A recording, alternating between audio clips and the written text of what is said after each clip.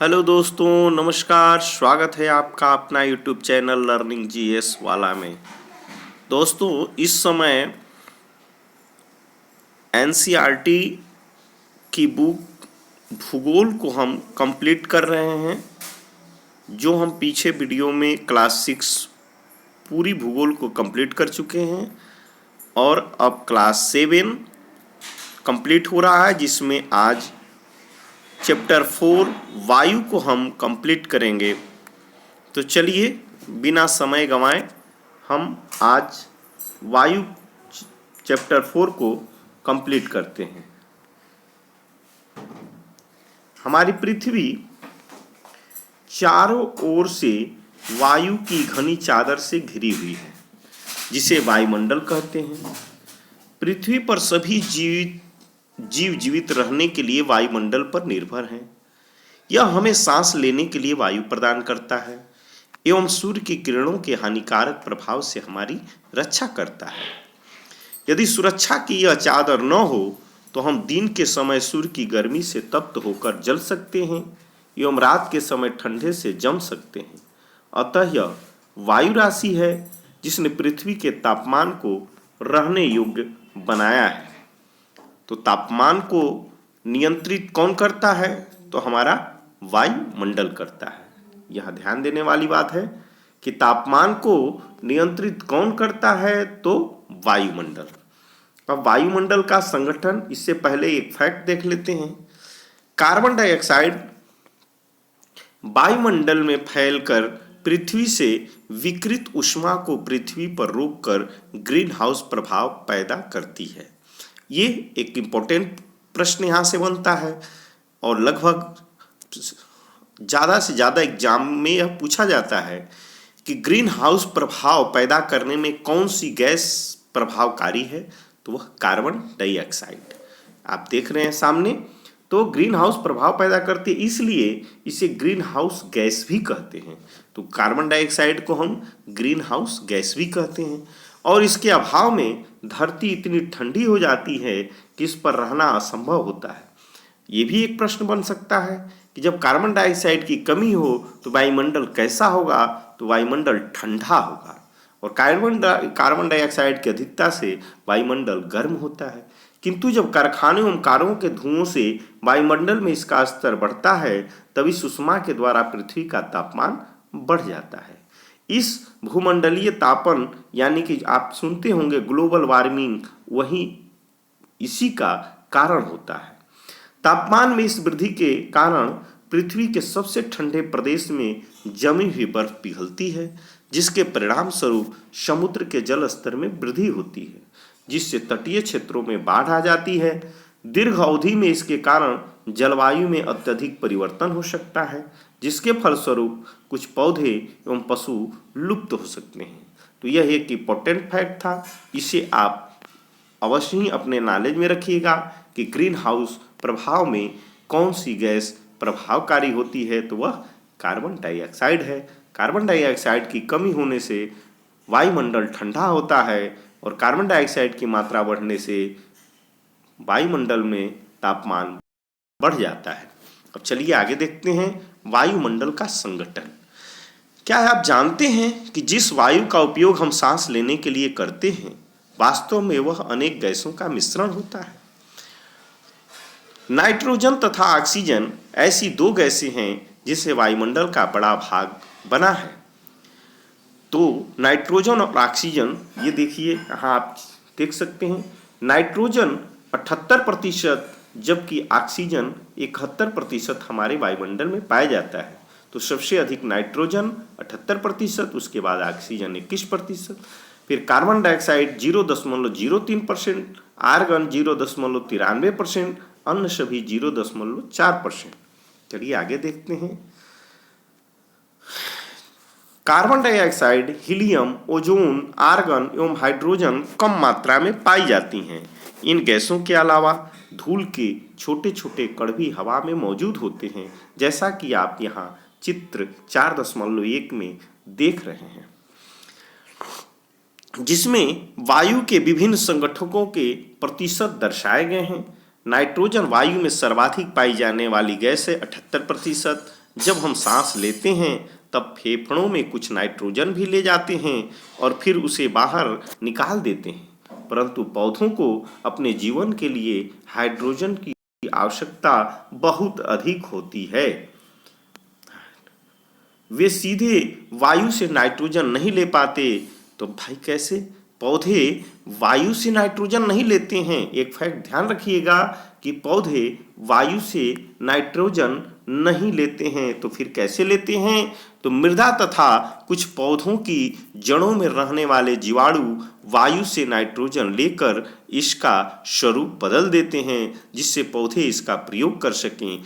तो मृदा यानी मिट्टी से कुछ पौधों की जड़ों के द्वारा जीवाणु जो है वायु से नाइट्रोजन लेकर के पौधों को देते हैं। तो ऑक्सीजन वायु में प्रचुरता से मिलने वाली अब दूसरी गैस है। मनुष्य तथा पशु सांस लेने में वायु से ऑक्सीजन प्राप्त करते हैं। हरे पादप प्रकाश संश्लेषण द्वारा ऑक्सीजन उत्पन्न करते हैं। तो ऑक्सीजन की उत्पत्ति कैसे होती है? तो ऑक्सीजन की उत्पत्ति प्रकाश संश्लेषण के द्वारा होती है। प्रकाश संश्लेषण के द्वारा, तो प्रकाश संश्लेषण कौन करता है? तो हरे पादप करते हैं। तो हरे पादप प्रकाश संश्लेषण द्वारा ऑक्सीजन का उत्पन्न करते हैं। इस प्रकार वायु में ऑक्सीजन की मात्रा समान बनी रहती है। यदि हम वृक्ष काटते हैं तो यह संतुलन बिगड़ जाता है। कार्बन डाइऑक्साइड अन्य महत्वपूर्ण गैस है। हरे पादप अपने भोजन के रूप में कार्बन डाइऑक्साइड का प्रयोग करते हैं और वह ऑक्सीजन वापस देते हैं। मनुष्य और पशु कार्बन डाइऑक्साइड बाहर निकालते हैं। तो पौधे क्या करते हैं? कार्बन डाइऑक्साइड को लेते हैं और ऑक्सीजन को बाहर निकालते हैं। मनुष्य कार्बन डाइऑक्साइड को बाहर निकालते हैं और ऑक्सीजन को लेते हैं।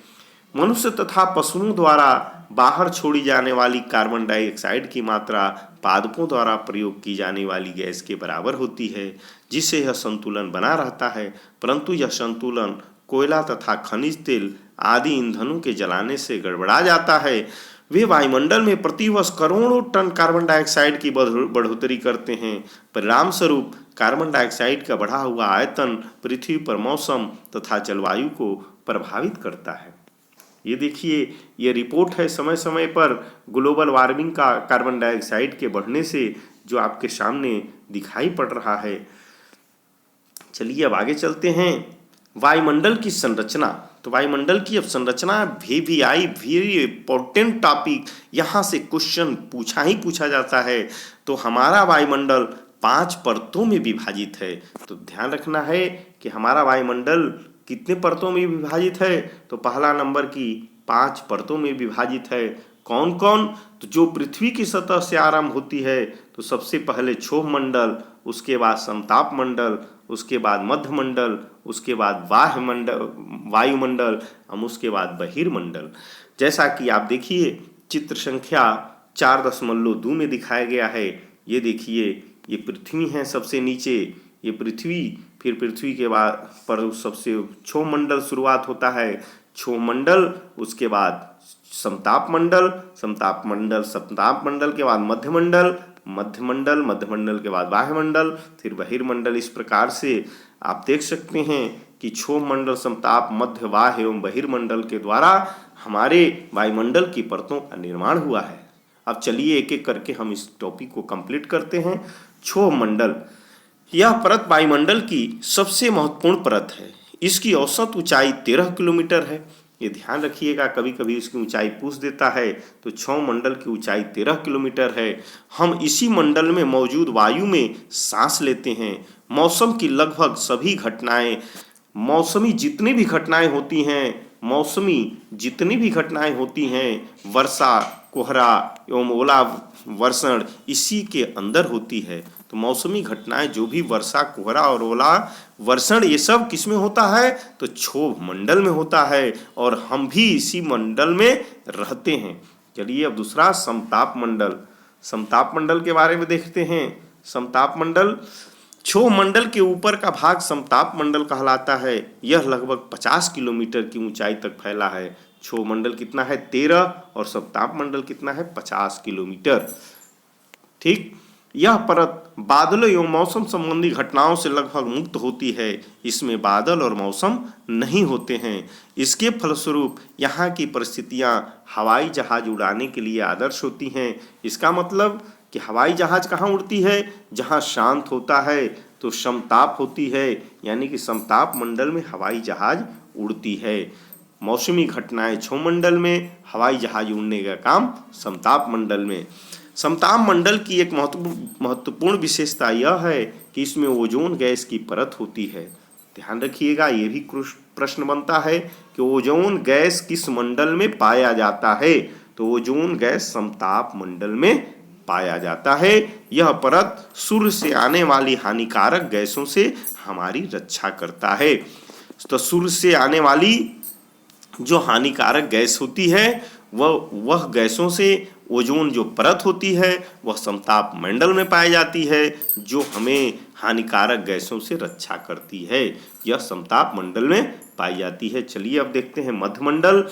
यह वायुमंडल की तीसरी परत है। यह समताप मंडल के ठीक ऊपर होती है। यह लगभग 80 किलोमीटर की ऊंचाई तक फैली है। अंतरिक्ष से प्रवेश करने वाले उल्कापिंड इस परत में आने पर जल जाते हैं। तो उल्कापिंड जब अंतरिक्ष से आते हैं तो आप देखे होंगे आकाश में कभी कभी आग लगती हुई समान दिखाई पड़ती है, तो कहते हैं हम कि किसी का प्राण जा रहा है, तो वह उल्कापिंड जलता है। तो उल्कापिंड किस में जलता है? तो मध्यमंडल में जलता है। देखिए अब चलते हैं वायुमंडल। वायुमंडल में बढ़ती ऊंचाई के साथ तापमान अत्यधिक तीव्रता से बढ़ता है। आयन मंडल इस परत का एक भाग है। तो आप ध्यान रखिएगा, आपसे प्रश्न पूछ सकता है, जैसे ओजोन मंडल, तो ओजोन जो है समताप में पाया जाता है, उसी प्रकार आयन मंडल वायुमंडल में पाया जाता है। आयन मंडल कहाँ पाया जाता है? वायुमंडल में। यह 80 से 400 किलोमीटर तक फैला है। रेडियो संचार की जो घटना होती है, रेडियो संचार, ये देखिए, रेडियो संचार के लिए इस परत का उपयोग होता है। वास्तव में पृथ्वी से प्रसारित रेडियो तरंगे इस परत द्वारा पुनः पृथ्वी पर परावर्तित कर जाती हैं। तो ध्यान रखिएगा, इसका वायुमंडल का क्या गुण धर्म है? तो इसमें रेडियो तरंगे जो हैं प्रसारित होती हैं। अब बहिर्मंडल, वायुमंडल की सबसे ऊपरी परत को बहिर्मंडल के नाम से जाना जाता है। यह वायु की पतली परत होती है। हल्की गैसें जैसे हीलियम एवं हाइड्रोजन यहीं से अंतरिक्ष में तैरती रहती हैं। तो हीलियम और हाइड्रोजन जो अंतरिक्ष में तैरती हैं वह किस में तैरती हैं? तो बहिर्मंडल में। इसका क्रम भी याद रखिएगा, कभी क्रम पूछ देता है सजाने के लिए कि 1 2 3 4 में पृथ्वी से या आकाश से, तो यह भी ध्यान रखिएगा आप। चलिए आगे चलते हैं। मौसम एवं जलवायु। क्या आज वर्षा होगी? क्या आज दिन साफ होगा और धूप निकलेगी? ये प्रश्न आप अक्सर लोगों से सुनते होंगे। तो कितनी ही बार हमने क्रिकेट प्रेमियों के मुंह से एक दिवसीय मैच के भविष्य पर अनुमान लगाते सुना होगा। यदि हम कल्पना करें कि हमारा शरीर एक रेडियो है और मस्तिष्क उसके स्पीकर, तो मौसम वह है जो इसका नियंत्रण बटनों से छेड़छाड़ करता रहता है। बस मौसम वायुमंडल की प्रत्येक घंटे तथा दिन प्रतिदिन की स्थिति होती है। आर्द्र एवं गर्म मौसम किसी को भी चिड़चिड़ा बना सकता है। कौन सा मौसम हमें अच्छा नहीं लगता है? तो आर्द्र एवं गर्म। अच्छा हवादार मौसम हमें आनंद देता है और हम घूमने की योजना भी बना सकते हैं। मौसम नाटकीय रूप से दिन प्रतिदिन बदलता है, किंतु दीर्घकाल में किसी स्थान का औसत मौसम उस स्थान की जलवायु बताता है। तो मौसम क्या होता है? मौसम जो प्रतिदिन हर समय प्रतिदिन एक दिन में कई बार बदले वह मौसम कहलाता है। और दीर्घकाल में किसी स्थान का औसत मौसम जो होता है उस स्थान की जलवायु को बताता है। क्या अब आप समझ गए कि हम मौसम की दैनिक पूर्वानुमान क्यों करते हैं? चलिए आगे देखते हैं। तापमान। आप प्रतिदिन जिस तापमान का अनुभव करते हैं वह वायुमंडल का तापमान होता है। वायु में मौजूद ताप एवं शीतलता के परिमाण को तापमान कहते हैं। तो तापमान क्या होती है? तो वायु में मौजूद ताप एवं शीतलता के परिमाण को हम तापमान कहते हैं। ध्यान रखिएगा, ये लाइन वायु में मौजूद ताप एवं शीतलता के परिमाण को क्या कहते हैं? तो तापमान कहते हैं। वायुमंडल का तापमान केवल दिन और रात में ही नहीं बदलता बल्कि ऋतुओं के अनुसार भी बदलता है। शीत ऋतु की अपेक्षा ग्रीष्म ऋतु ज्यादा गर्म होती है। अब आतपन, आतपन एक महत्वपूर्ण कारक है। आतपन जो तापमान के वितरण को प्रभावित करता है। सूर्य से आने वाली वह ऊर्जा जिसे पृथ्वी रोक लेती है आतपन कहलाती है। ध्यान रखिएगा, ये लाइन आतपन किसे कहते हैं? तो सूर्य से आने वाली ऊर्जा को जिसे पृथ्वी रोक लेती है वह आतपन कहलाता है। तो तापमान के वितरण को प्रभावित करने वाला आतपन क्या होता है? तो सूर्य से आने वाली ऊर्जा जिसे पृथ्वी रोक लेती है आतपन कहलाता है। आतपन सूर्याताप की मात्रा भूमध्य रेखा से ध्रुवों की ओर घटती है। ये ध्यान रखिएगा कि भूमध्य रेखा से ध्रुवों की ओर क्या होता है? सूर्याताप घटता है, क्योंकि ध्रुवों की ओर जाने पर बर्फ शीतलता बढ़ती जाती है, इसलिए सूर्याताप कम होता है। इसलिए तापमान उसी प्रकार घटता जाता है। क्या अब आप समझ गए होंगे कि ध्रुव बर्फ से क्यों ढके हुए हैं? यदि पृथ्वी का तापमान अत्यधिक बढ़ जाता है तो यह इतनी गर्म हो जाएगी कि यहाँ कुछ फसलें नहीं उग सकेंगी। गांवों की अपेक्षा नगरों का तापमान बहुत अधिक होता है। दिन के समय में एसाफेल्ट से बनी सड़कें एवं धातु एवं कंक्रीट से बने भवन गर्म हो जाते हैं। रात के समय यह ऊष्मा मुक्त हो जाती है। नगर के भीड़ वाले ऊंचे भवन गर्म आयु को रोक लेते हैं, जिससे नगरों का तापमान बढ़ जाता है। तो नगरों में क्यों अत्यधिक गर्मी होती है? क्योंकि जो गर्म वायु होती है वह ऊंचे भवनों से टकरा करके वहीं रुक जाती है, इसलिए नगर का तापमान ज़्यादा होता है। देखिए एक फैक्ट है, इसे समझ लेते हैं। तापमान को मापने की मानक इकाई डिग्री सेल्सियस होती है। तापमान किस में मापा जाता है? तो डिग्री सेल्सियस में।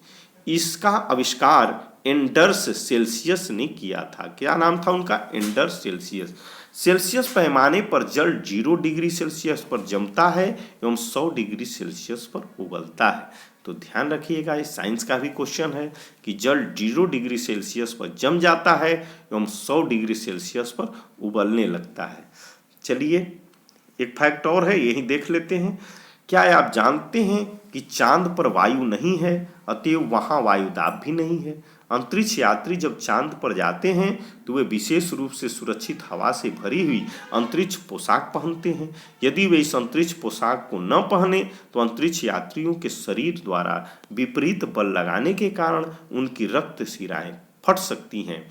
इसका मतलब जब वायुदाब कम होगा तो वायुदाब कम होने से शिराएं जो है फट सकती हैं, नाक से खून आ सकता है, ब्लड की भी नसें फट जाती हैं, जिससे अंतरिक्ष यात्री रक्त स्रावित हो सकते हैं।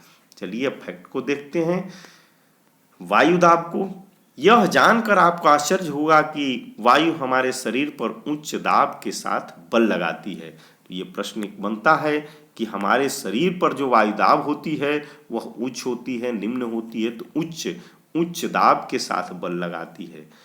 वायु हमारे शरीर पर उच्च दाब के साथ बल लगाती है, किंतु हम इसका अनुभव नहीं करते हैं। यह इसलिए होता है क्योंकि वायु का दाब हमारे ऊपर सभी दिशाओं से लगता है और हमारा शरीर विपरीत बल लगाता है।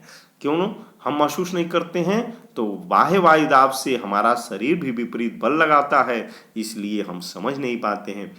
पृथ्वी की सतह पर वायु के भार द्वारा लगाया गया दाब वायु दाब कहलाता है। वायु के भार द्वारा लगाया गया जो दाब होता है हमारी पृथ्वी पर, वही वायु दाब कहलाता है। वायुमंडल में ऊपर की ओर जाने पर दाब तेजी से गिरने लगता है। जब हम वायुमंडल में ऊपर जाते हैं तो वो दाब तेजी से गिरने लगता है। समुद्र स्तर पर वायुदाब सर्वाधिक होता है। ध्यान रखिएगा, वायुमंडल में ऊपर जाने पर वायुदाब गिरता है, समुद्र स्तर पर वायुदाब सर्वाधिक होता है। तो सर्वाधिक वायुदाब कहाँ होता है? तो समुद्र का जो ऊपरी स्तर होती है उस पर होता है, और ऊंचाई पर जाने पर यह घटता जाता है। वायु दाब का क्षितिज वितरण किसी स्थान पर उपस्थित वायु के ताप द्वारा प्रभावित होता है। तो इस प्रभावित किससे होता है? तो ताप के द्वारा। अधिक तापमान वाले क्षेत्रों में वायु गर्म होकर ऊपर उठती है, यह निम्न दाब क्षेत्र बनता है। तो स्वाभाविक है जहां से वायु हट जाएगी वहां निम्न दाब होगा, क्योंकि वहां वायु कम होगी, और जहां वायु अधिक होगी वहां वायु दाब ज्यादा होगा। निम्न दाब बादल युक्त आकाश एवं नम मौसम के साथ जुड़ा होता है। तो बादल और आकाश के नम मौसम के साथ क्या होता है? तो निम्न दाब होता है। तो ये प्रश्न ध्यान रखिएगा। सबसे वायुदाब समुद्र के स्तर पे होता है, वायुदाब ऊपर जाने पर घटता है, और जो है बादल एवं आकाश में नम मौसम के साथ निम्न दाब होता है। ये सब फैक्ट आप जितने भी बताए जा रहे हैं आप ध्यान रखिएगा। कम तापमान वाले क्षेत्रों की वायु ठंडी होती है, इसके फलस्वरूप यह भारी होती है। जो ठंडी वायु होती है वह भारी होती है। भारी वायु निमज्जित होकर उच्च दाब क्षेत्र बनाती है। तो जहाँ भारी वायु होगा वहाँ उच्च दाब का क्षेत्र बनेगा। उच्च दाब के कारण स्पष्ट एवं स्वच्छ आकाश होता है। तो कभी भी आप स्वच्छ आकाश को देखिएगा, स्पष्ट आकाश को देखिएगा, तो ये समझ लीजिएगा कि वहाँ दाब किस प्रकार का है।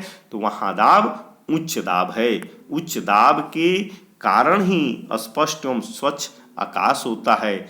वायु सदैव उच्च दाब क्षेत्र से निम्न दाब क्षेत्र की ओर गमन करती है, क्योंकि वायु जहाँ कम होगी वहाँ स्थान घेरने के लिए उधर बहती है। तो उच्च दाब से निम्न दाब की ओर वायु हमेशा गमन करती है। अब चलिए पवन। उच्च दाब क्षेत्र से निम्न दाब क्षेत्र की ओर वायु की गति को पवन कहते हैं। आप पवन को काम करते देख सकते हैं। वायु किसी कमरे में जहां नहीं अनुभव होता है कि वायु चल रही है तो वह वायु कहलाती है। जब उसमें गति आ जाती है तो पवन कहलाती है। यही यहाँ फैक्ट है। जब यह सड़क पर गिरी पत्तियों को उड़ाती अथवा तूफान के समय पेड़ों को उखाड़ देती है। कभी कभी जब पवन धीरे बहती है तो आप इसे महीन धूल या धुएं को उड़ाते देख सकते हैं। कभी कभी पवन इतनी तेज होती है कि इसके विपरीत दिशा में चलना कठिन हो जाता है। आपने अवश्य अनुभव किया होगा कि तेज पवन में छाता लेकर चलना आसान नहीं है। 3 अन्य उदाहरण सोचिए जब तेज पवन के कारण आपके लिए समस्या उत्पन्न हुई हो। पवन को मुख्यतः 3 प्रकारों में विभाजित किया जा सकता है। ये देखिए, ये बहुत ही अच्छा आपको बताएंगे अभी। अस्थाई पवने। अस्थाई पवने 3 प्रकार की पवने होती हैं। अस्थाई पवने व्यापारिक पश्चिमी एवं पूर्वी पवने अस्थाई पवने हैं। ये वर्ष भर लगातार निश्चित दिशा में चलती हैं। अस्थाई पवने क्या होती हैं? तो वर्ष भर एक निश्चित दिशा में, ये ध्यान रखिएगा कि अस्थाई पवने जो होती हैं वो निश्चित दिशा में चलती हैं। और कैसे? व्यापारिक पश्चिम एवं पूर्वी पवने। कौन सी पवने जो है अस्थाई पवने होती हैं? तो व्यापारिक पश्चिमी एवं व्यापारिक पूर्वी। ध्यान रखिएगा, ये फैक्ट खूब पूछता है। अस्थाई पवने कौन होती हैं? तो व्यापारिक पश्चिमी एवं व्यापारिक पूर्वी, और ये एक ही निश्चित दिशा में चलती हैं। तो इस प्रकार से आप इस फैक्ट को समझ लीजिएगा। अब देखिए मौसमी पवने। ये पवने विभिन्न ऋतुओं में अपनी दिशा बदलती रहती हैं। उदाहरण के लिए भारत में मानसूनी पवने। तो मौसमी पवने यानी कि मानसूनी पवनों की दिशा निश्चित नहीं होती है, यह ऋतुओं के अनुसार बदलती रहती हैं। ये तीसरी कौन सी पवन है? तो स्थानीय पवने। ये पवने किसी छोटे क्षेत्र में वर्ष या दिन के किसी विशेष समय में चलती हैं। तो विशेष समय में चलने वाली पवनों को हम क्या कहते हैं? स्थानीय पवने। उदाहरण के लिए स्थल एवं समुद्री शमीर। तो स्थल या समुद्री शमीर जो होती हैं वह स्थानीय पवने होती हैं। ये विशेष समय में वर्ष या किसी दिन में चलती हैं। क्या आपको भारत के उत्तरी क्षेत्र की गर्म एवं शुष्क स्थानीय पवन याद है? उत्तरी क्षेत्र की भारत की, इसका मतलब इस जो लू होती है, उत्तर भारत में लू खूब चलता है। यह ग्रीष्म ऋतु में चलता है। यह इसलिए यह एक विशेष समय ग्रीष्म ऋतु में चलता है। इसे लू कहते हैं, जो उत्तर भारत में यह गर्म एवं शुष्क होता है। अब देखिए इसको आप अच्छे से समझ लीजिए। ये आपको ये गोलाकार देख रहे हैं, एक गोलाकार स्थिति। अब देखिए आप ये जानते हैं, मैं पहले भी फैक्ट में बता चुका हूं, ये बीच वाली लाइन जो है, ये बीच वाली लाइन भूमध्य रेखा जहां लिखा है आप देख रहे होंगे, यह भूमध्य रेखा। ये देखिए ये निम्न दाब डोल ड्रम यानी कि आप एक प्रश्न डोल ड्रम के बारे में सुने होंगे। डोल ड्रम कहाँ होता है? तो निम्न दाब क्षेत्र भूमध्य रेखीय क्षेत्र में होता है। अब देखिए ऊपर 23 सही 1/2 23.5 उत्तर कर्क रेखा को दिखाया गया है, 23.5 दक्षिण मकर रेखा को, फिर उसके बाद 30 दक्षिण 35 60, अब देखिए और 90, ये देखिए आपको, फिर उसी तरह से ऊपर 30 35 60 90। अब देखिए ऊपर सबसे देखिए ऊपर यहाँ देखिए ये उच्च दाब। हमने आपको अभी पहले बताया कि जहां ठंडी वायु होगी वहां उच्च दाब होगा। ध्रुवों पर उत्तर यहां और ठीक नीचे ध्रुवों पर सूर्य की किरणें तिरछी पड़ती हैं या तो बिल्कुल नहीं पड़ती हैं, जिसके कारण से वहां सालों भर बर्फ होता है, यानी कि ठंडा होता है। तो ठंडा होगा तो स्वाभाविक है कि उच्च दाब का क्षेत्र होगा। तो उत्तरी ध्रुव और दक्षिणी ध्रुव पर उच्च दाब का क्षेत्र होता है। अब यहां से जो पवनें चलेंगी वो स्वाभाविक है कि ठंडी पवनें चलेंगी, यानी कि उच्च दाब से निम्न दाब की ओर चलेंगी। तो इधर अब कहाँ अधो ध्रुवीय निम्न दाब, जो ध्रुवीय पूर्वी पवनें होती हैं। ये देखिए ये क्षेत्र हमारा क्या होता है, ये पूरब होता है, आप जानते हैं, ये पश्चिम होता है। तो यहाँ से ये जो एरो का चिन्ह देखिए इधर दिखाया गया है, ये देखिए इधर दिखाया गया है, तो ये क्या है, ध्रुवीय पूर्वी पवनें हैं। ये क्या है, ये ध्रुवीय पूर्वी यानी कि पूर्व से इधर से चल रही हैं। और ये देखिए इसके नीचे में आइए अधो ध्रुवीय निम्न दाब की ओर देख रहे हैं, ध्रुवीय पूर्वी पवनें अधो ध्रुवीय निम्न दाब की ओर, और फिर इधर से उपोष्ण उच्च दाब जिसे हार्श अक्षांश कहते हैं। 35 डिग्री उत्तर और 35 डिग्री उत्तर, देखिए 35 डिग्री उत्तर और 35 डिग्री दक्षिण, माने 30 से लेके 35, 30 से लेके 35 तक उत्तर या 30 से लेके 35 तक दक्षिण, इसे जो है हार्श यानी कि अश्व अक्षांश भी कहा जाता है। अश्व अक्षांश से यहां से जो है पछुआ पवनें बहती हैं। पछुआ पवनें किधर बहती हैं, तो उच्च दाब, आप ध्यान रखिएगा 30 डिग्री उत्तर से 35 डिग्री उत्तर या 30 डिग्री दक्षिण 35 डिग्री दक्षिण अश्व अक्षांश या हार्श अक्षांश जो होता है उच्च दाब का क्षेत्र होता है। और उच्च दाब से वायु जो है हमेशा निम्न दाब अधो ध्रुवीय निम्न दाब की ओर बहती हैं, और यह पवनें जो होती हैं वह पछुआ पवनें होती हैं। ध्रुव से बहने वाली हवाएं जो होती हैं निम्न दाब अधो ध्रुवीय की ओर बढ़ती हैं, वो पूर्वी पवनें होती हैं। और अश्व अक्षांश से बहने वाली पवन जो होती है वह पछुआ पवनें होती हैं, जो निम्न दाब 60 डिग्री 90 ऊपर आप देखें, यहाँ देखिए 90 से उच्च दाब से पूर्वी पवनें निम्न दाब की ओर 60 डिग्री जो बहती हैं वह निम्न दाब की ओर, और 30 से 35 डिग्री अश्व अक्षांश से जो बहती हैं वो पछुआ पवनें निम्न दाब की ओर 60 डिग्री उत्तर की ओर या दक्षिण की ओर बहती हैं। अब देखिए यहाँ फिर उच्च अक्षांश है। अब भूमध्य रेखा पर हमेशा निम्न दाब होता है सदैव। तो अब 30 डिग्री उत्तर या 30 डिग्री दक्षिण से 35 डिग्री उत्तर 35 डिग्री दक्षिण, जहां अश्व अक्षांश से निम्न दाब भूमध्य रेखीय की ओर व्यापारिक पवनें बहती हैं। उत्तर पूर्वी, ये देखिए उत्तर पूर्वी व्यापारिक पवनें ऊपर, ये देखिए ये ऊपर उत्तर होता है और ये पूरब होता है, और इधर की जो हवाएं बहेंगी तब भाई ऊपर से, और एरो जो है इधर की है यानी कि पूरब से बह रही हैं, तो पूरब से बह रही हैं। अब पूरब से बह किधर रही हैं, तो पश्चिम की ओर बह रही हैं। ये ध्यान रखिएगा। पश्चिम की ओर उत्तर पूर्वी व्यापारिक पवनें बहती हैं पश्चिम की ओर, ठीक है।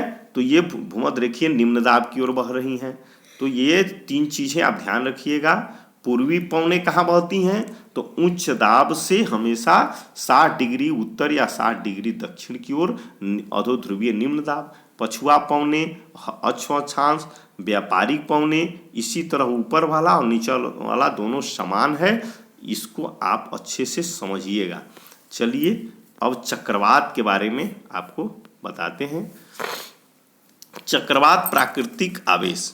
भारत के पूर्वी समुद्री तट पर स्थित ओडिशा में बंगाल की खाड़ी से उठने वाली चक्रवातों का खतरा बना रहता है, सदैव बना रहता है।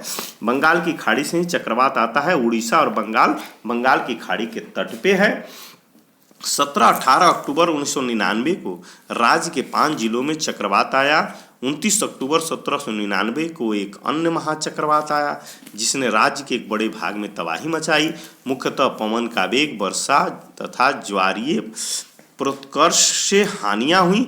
260 किलोमीटर प्रति घंटे तक के वेग वाली पवन 36 घंटे से भी ज्यादा समय तक चलती रही। तीव्र वेग वाली इस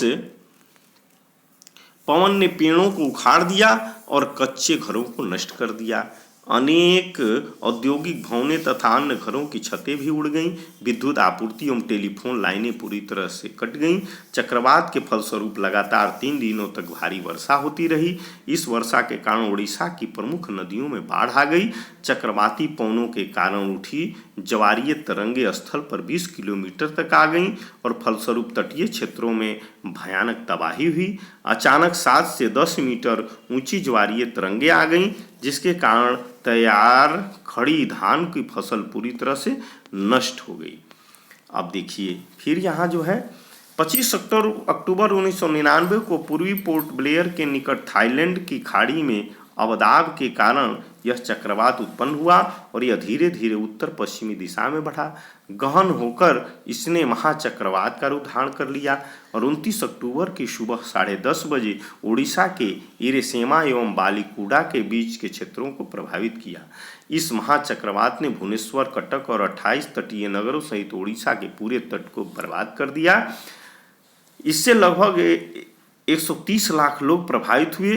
बड़ी संख्या में 1.30 लाख लोग प्रभावित हुए। बहुत बड़ी संख्या में पशुओं की मौत हो गई। धान, सब्जियां और फलों की खड़ी फसलों को भारी नुकसान हुआ। ज्वारीय प्रोत्कर्ष से उत्पन्न हुई लवणता के कारण कृषि योग्य विशाल भूक्षेत्र अनुपजाऊ हो गए। साल, सागवान एवं बांस के बगान वाले विशाल भूक्षेत्र नष्ट हो गए। पारादीप एवं कोणार्क के बीच स्थित मैंग्रोव के जंगल लुप्त हो गए।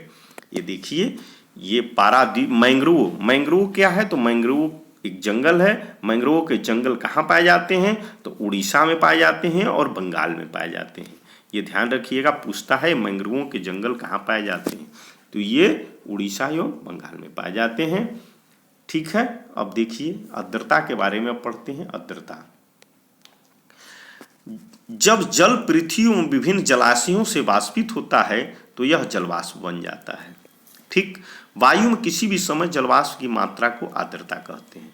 तो आर्द्रता किसे कहते हैं? तो वायु में जलवाष्प की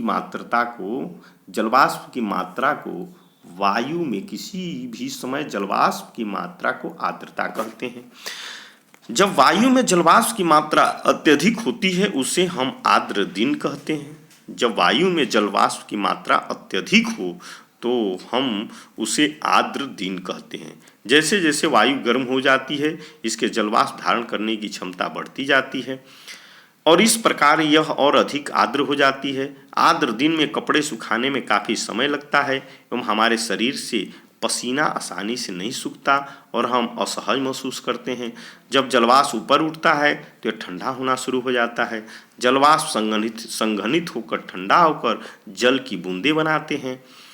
तो जलवाष्प ही संघनित होकर, जो वर्षा होती है वह जलवाष्प संघनित होकर के जल की बूंदे के रूप में बदल जाती हैं।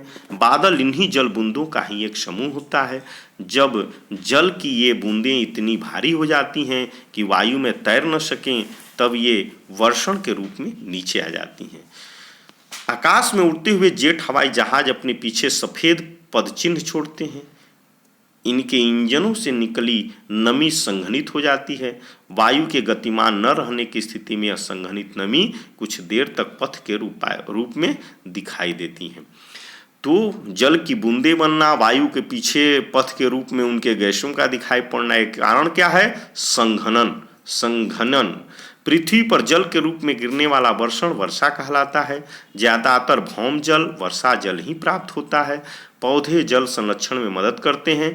जब पहाड़ी पार्श्वों से पेड़ काटे जाते हैं, वर्षा जल अनावृत पहाड़ों से नीचे बहता है एवं निचले इलाकों में बाढ़ का कारण बनता है। क्रियाविधि आधार पर वर्षा के 3 प्रकार होते हैं: संवहनी वर्षा, पर्वतीय वर्षा एवं चक्रवाती वर्षा। ये देखिए चित्र 4.5 में दिखाया गया है। ये आर्द्रवायु, पर्वतीय, ये सब संवहनी वर्षा के बारे में 3 प्रकार की वर्षा के। अब देखिए यहाँ हम देखते हैं पौधे तथा जीव जंतुओं के जीवित रहने के लिए वर्षा बहुत महत्वपूर्ण है। इससे धरातल को ताज़ा जल प्रदान होता है। यदि वर्षा कम हो तो जल की कमी तथा सूखा हो जाता है। इसके विपरीत अगर वर्षा अधिक हो तो बाढ़ आ जाती है। और इसी के साथ हमारा आज का चैप्टर समाप्त होता है। अब अभ्यास के प्रश्न हैं, आप चाहें तो इसे बना सकते हैं। और जैसे मैं देखिए 1-2 क्वेश्चन बनाता हूँ।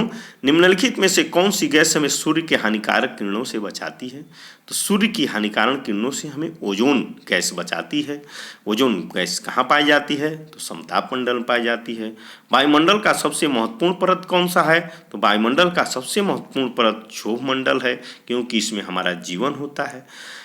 ठीक है, वायुमंडल के निम्न परतों में कौन सी बादल विहीन है? तो बादल विहीन जो होता है वह समताप मंडल होता है। इसी कारण यहाँ हवाई जहाज उड़ती है। इस प्रकार से ये सभी प्रश्न आप आसानी से बना सकते हैं यदि आप अच्छे से अध्ययन किए होंगे तो। दोस्तों इसी के साथ हमारा चैप्टर समाप्त होता है। थैंक यू दोस्तों। यदि आप नए नोटिफिकेशन के लिए आप तैयार हैं और इसे प्राप्त करना चाहते हैं तो हमारे चैनल को अभी सब्सक्राइब कर लें, ताकि हमारा वीडियो हर शाम को 7 बजे 6:30 बजे रोज प्राप्त हो जाए आपको, और आप इसका तत्काल अध्ययन करें और अपने अध्ययन को बढ़ा करके सफलता पाएं। थैंक यू दोस्तों।